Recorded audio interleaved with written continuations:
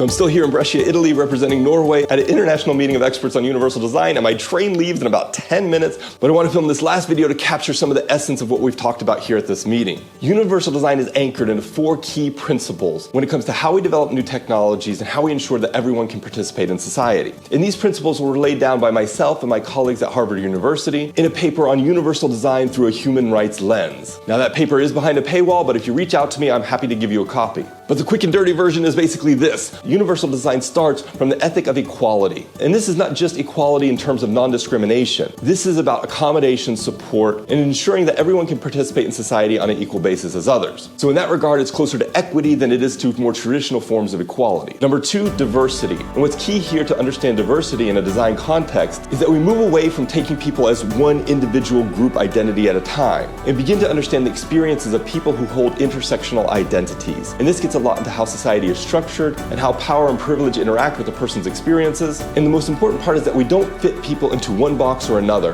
but we take into account the whole human identity. And just for an example, a woman with a disability will experience barriers participating in society both because of her gender and her disability. And in that regard, her experience is very different than a man with a disability or a woman without a disability. So when we take into consideration her experiences, we have to take into consideration both her gender and her disability, and how those identities taken together may create exponentially greater barriers for her than for people who don't share those identities. Number 3, accessibility. And when we talk about accessibility, we need to understand that accessibility and usability in a universal design framework are interconnected. The United Nations does a lot of amazing work trying to roll out high-speed internet access to very, very rural and remote areas. But it doesn't do anybody any good to give them access to the internet if they cannot use a computer. And it doesn't give anyone any good to give them access to a computer if they cannot use a website because of the way that website is designed. So in universal design, accessibility and usability are taken hand in hand. And number 4, participatory processes. This is the silver bullet of universal design.